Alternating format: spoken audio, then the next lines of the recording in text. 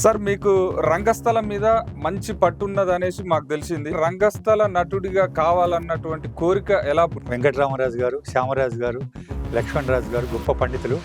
వాళ్ళు కొల్లాపూరు, వనపర్తి, గద్వాల ఆస్థాన పండితులు అన్నమాట. వాళ్ళు నేను చూడలేదు, కానీ వాళ్ళది నాకు జీన్స్లో వచ్చింది. అంటే మీరు ఇప్పుడు గతంలో ఏం చేసేవారు సార్? ఏమన్నా ఉద్యోగం గిట్లా చేశారా? నేను ఏపీఎస్ఆర్టీసీలో ఉద్యోగం చేశాను. ఒక గవర్నమెంట్ అధికారి లంచం తీసుకుంటే ఈ జలమండలిలో 100 కోట్ల స్కామ్ జరిగింది. 100 కోట్లు అక్రమ ఆస్తులు. డిప్యూటీ కలెక్టర్ ఇటువంటి దుర్మార్గులనేమో ఏ మాత్రం కూడా వాళ్ళని రిమూవ్ చేయరు, మళ్ళీ 6 నెలలకు డ్యూటీ ఎక్కుతారు. కానీ అదే కండక్టర్ పరిస్థితి నిజంగానే చాలా మంది అన్నారు, అసలు స్పాట్ లో వాళ్ళ మీద రియాక్షన్ ఉంటుంది బాబు. వాళ్ళకి డిపోజిట్ ఇస్తారు, సస్పెండ్ అంటే ఎందుకు ఇంతలా వ్యత్యాసం ఎందుకు? ఆర్టీసీ అంటే అంత చులకన? అంటే భారతీయుని ఉట్టడం ఎంత అదృష్టమో తెలుగువాడిగా ఉట్టడం ఇంకా ఇంకా అదృష్టం.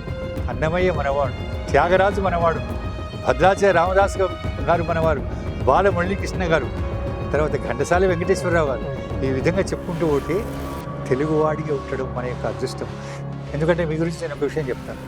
రవి చూడని చోటును కవి చూస్తాడు, రవి కవి చూడని చోటును ఎలక్ట్రానిక్ మీడియా, ప్రింట్ మీడియా చూస్తుంది. మీరందరూ కూడా ఈ విషయాలు తెలుసుకోవాలి. చాలా మంచి ప్రశ్న ఇస్తుంది. ముఖ్యంగా ఆర్టీసీ గురించి చెప్పాలంటే మీకు ఒక విషయం చెప్తాను బాబు. స్కూటర్ మీద ఎంతమంది ఎక్కాలి? ఇద్దరు కంటే ఎక్కితే ఛాలెంజ్ చేస్తారు పోలీసులు. ఓకే, ఆటోలో మిమ్మల్ని అడుగుతున్న ప్రశ్న జవాబు చెప్పాను. ఆటోలో ఎంతమంది ఎక్కాలి? చాలా కరెక్ట్.